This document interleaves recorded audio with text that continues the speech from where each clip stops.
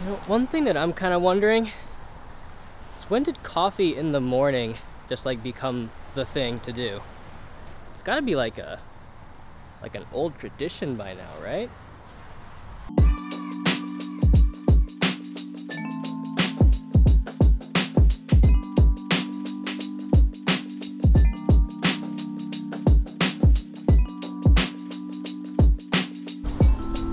That wasn't a 100% random statement, by the way.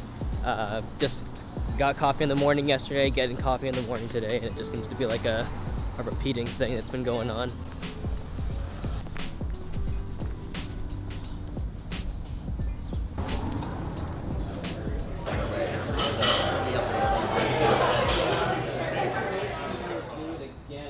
So basically, I was told you guys do RapChat, so you guys have like an app, and you also have like a YouTube thing. I was like, oh, maybe I can talk to them and just learn something. Sure, yeah. I'm new to video. It's not where I didn't study video. I've been doing it for 1 year almost exactly. Wow, you just started, like, I'm gonna do a vlog. See Ryan? Yeah, basically. Actually, do you know Calvin Wayman? He's not from here, but okay. He's like, you should tell your story, and I didn't, like, I had a podcast at the time. That's how I met Calvin, and then he's like, well, let's do video. I'm like, I don't do video. So just take out your phone and start recording, and so I did. That resulted in eventually getting, like, just going out to events all the time, networking, and then people asking me to do videos for them, so I started freelancing. Freelancing picked up way more than I wanted it to. That'll happen, yeah. And so cut back on that, and just kept on doing the daily videos to create more original content and practice my skill. And good skill to have. About 300 videos, and I was like, I should build a following. Yeah. Or a YouTube or something, and then that's kind of where I've been for the last 365, yeah. 363, 359.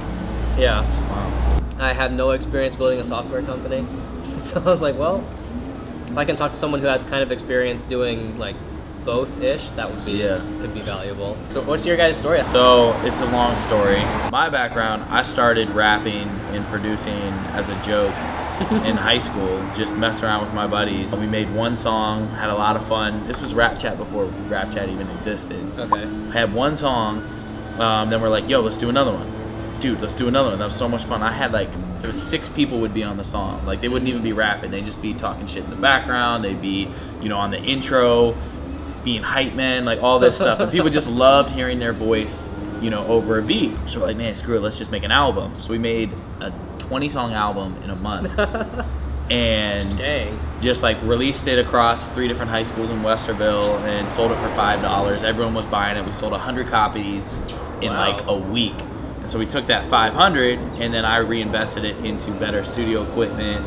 And we whittled down from like 20 people that were featured on this song. We were called Columbus Zoo, named after Wu-Tang with their Brooklyn Zoo when we were in Columbus. But obviously there's the Columbus Zoo, so we're like, yeah, if we really want to do this serious, like, we gotta change our name. So we shortened it to C Zoo. So C Zoo. But it was whittled down to 4 of us where we took it serious, and you know, we ended up opening up for Big Sean, Machine Gun Kelly, Wiz Khalifa, yeah, all these artists. So like from this high school album that you guys did? Well, this had progressed. Okay. You know, not from that one. So we did another one, the mixtape, and this was like maybe a couple years after. Okay. But it was just that perpetual momentum. So anyway, I graduated. I was working at a couple startups in Chicago while doing the music on the side. And it was taking off, but not enough for me to pay my bills. You know, I just got frustrated with the entire process. I was making the beat, I was writing to it, I was mixing it, I was mastering it, I was marketing doing it, everything all myself, one-man show. And I was getting good numbers, I built a fan base and all that, but like, it just wasn't coming back into my pocket. Yeah. And so I just got frustrated. I was like, man, I'm putting so much time and effort into this, and like on paper it looks like I'm successful, but like, I'm not really getting anything out of this. So I was like, I need to start, you know, doing some business, making my own business. So I was working on a sports app idea, and roughly at the same time, Seth was down at OU, and he's not a rapper by any means, but you know, he loves freestyling. And so like, you know, he was at OU and 2 a.m. at parties, you know, it would be a little drunken freestyle cypher where anyone and everyone was hopping in and just, you know, dropping a rap or two. So he thought, why isn't there like a Snapchat for rap? Like I should be able to record a rap over a beat and send it to a friend. And so he took that idea, went to Ohio's University Startup Weekend, pitched the idea, won first place, won a whopping $1,000. But $1,000 at the time was enough to get an LLC, to get a trademark, all those little hurdles that might, make it legally official. Yeah, a lot of times people are like, man, I don't want to drop 300 on this, idea, or for an LLC, whatever it was. But that was just enough to like not even think about any type of those hurdles. Yeah. He hit me up because he knew I was rapping, he knew I was producing, I was, working on other startups, business development, social media. I was like, yeah, you should use my beats so you don't have to worry about copyright. Like, here, I'll get you all the beats, we're good. And then we started talking every day about the possibilities, and I still knew it had like a long way to go. Like it was still, we're still months away from even a beta version. But eventually it was just like, yo, this makes sense. Like we need to do this together, like hop on, and we'll take over the world. But it was like a good solid year before we got a beta version out, then a beta 2.0, which was the first live app we had. At the time it was November 2014. By the end of November, we had just put it out at the beginning of it, we had 10,000 downloads. And then by the end of December, we had 30. And by the end of January, we had 90. February, 180. 360, 450. It just started picking up momentum. And I'm working, nights and weekends, like part-time. And Seth was working mornings and weekends because he was working the night shift at Progressive. So it was all this stuff. He ended up, we went out to Silicon Valley because it started taking off. We got some meetings with some of the top investors. Didn't work out. We didn't really know what we were doing, but we were like, yo, we have something and we got to, it's a free app. We're not making any money from it. We need, some funding to make it big. End up connecting with Rev 1, and we had talked to them like a year ago and didn't think they'd be a great fit for either side. They'd never done social media deals. They'd never done music deals, let alone hip hop, let alone consumer apps. Like that wasn't their forte. For the Midwest, it's kind of a different vibe. So definitely different vibe. So when we came back, there was some young guns that were working with them, and they, saw what we had. They saw our numbers, they were like, yo, we really have something. And they had been talking about doing a consumer deal, but just hadn't found the right one. And so we're sitting there like, yo, listen, we're from Columbus. We want to contribute to the community. We want to put on for our city. This is something that can be big. Like, we need your support. And they ended up coming through and, helping us out. They committed the first initial amount towards our round. But so for your, I guess, journey then, like it's like one part startup, one part like just building, you're passionate about like hip hop and music, and then that's just how the following kind of naturally grew. It wasn't like was there a strategy or tactic towards that, or just yeah I mean, the one strategy, the biggest thing was the opening it up. So like anytime someone would post a rap on Twitter, it'd be a player, and then there'd be a download link right there. So to get those organic downloads, those just grew virally. And then on top of that, like starting from nothing on social media, like with zero budget, like we had our RapChat account, and anyone mentioning RapChat, anyone saying the words rap and chat or rapping on Snapchat, all of those things, we would go through, like it, engage with it, respond to it, drop a emoji, drop a Is this like GIF. you and Seth are like doing this? Was me. This was me. And while Seth was building and coding, I was just going through, and so that started becoming, people felt a connection to the brand, and were able to, every interaction, like, oh my God, RapChat tweeted me, they'd retweet it. So whether they had 100 followers, 1,000, 10,000, whatever it was, like we just started getting free visibility just stacked on top of each other. So Twitter was huge. In no time we had a couple thousand followers, and you would just see, like, I would get home from work and like I would just lock in on Twitter and like just. So social media is like it takes dedication. It took dedication. I mean, you got to know your audience, like so like responding in funny ways that would resonate with them, and like nothing corny, like everyone like was dying laughing or whatever, like with what they did. And so you wanted to make something that made them want to share it and share it with their friends. So that was big to get just like that initial growth and and traction. One of the things that I've heard a lot of here is like, you know, I want to do this thing, but I don't know what to do, where to start. There's like kind of nothing. Like they have a camera and a microphone, and it's like, now what? Right. And so like you know, you're in high school, you're already rapping and doing all this stuff. Like, is there, what would you, like what kind of advice would you have for like someone who wants to build that kind of thing? Yeah, I mean, there's people in LA that all they have is a camera and their bedroom, right? Yeah.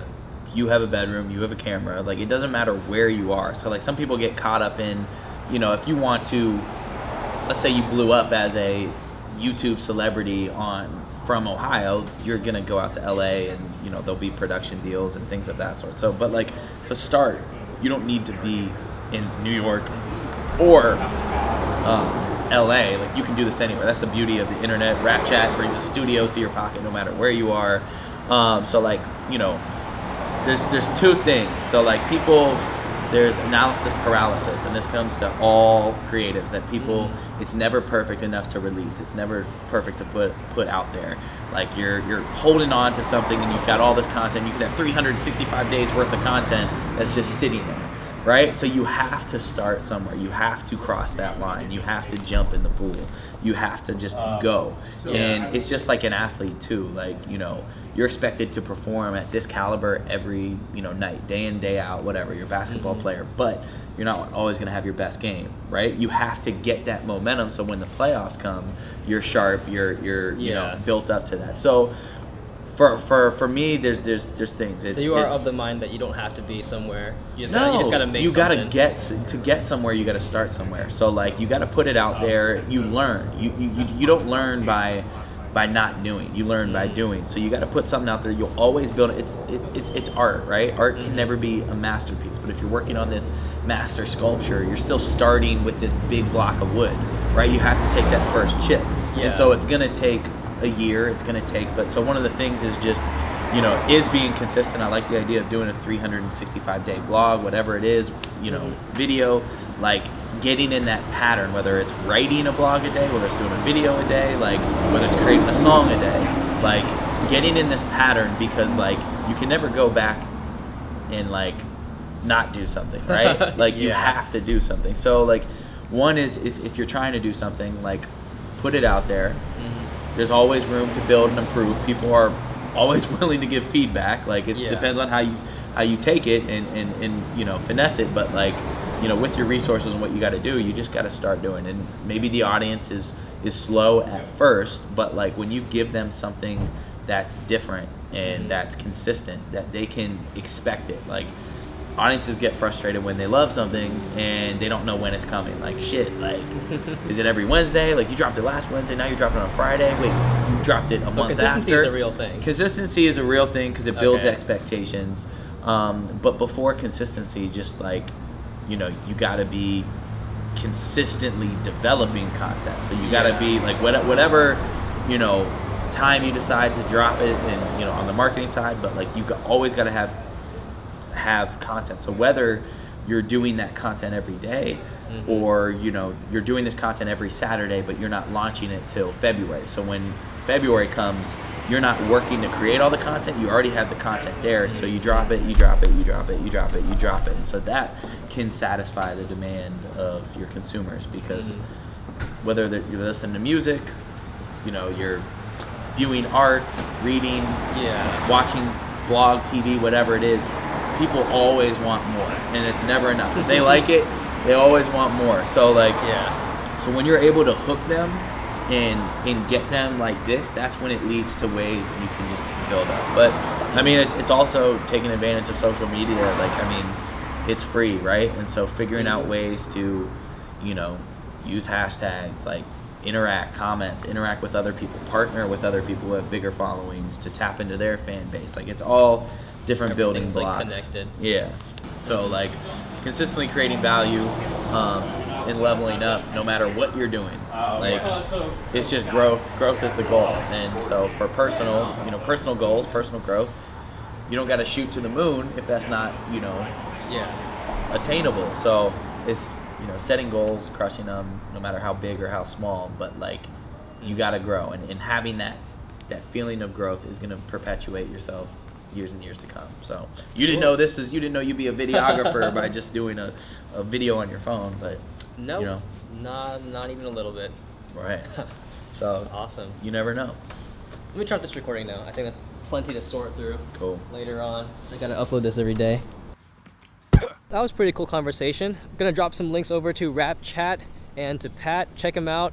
Really cool stuff. Tons of value. And this today's video is probably just gonna be our conversation, because it's almost like how I used to do the podcast when I was doing interviews for that. Haven't done any new interviews in a while, but I've been trying to figure out a way to integrate video and podcasting, like what I used to do before, together. And this might be like a viable solution or something for that. So maybe yeah, I might actually like keep up the entire conversation too. I'm not sure. Maybe. We'll see.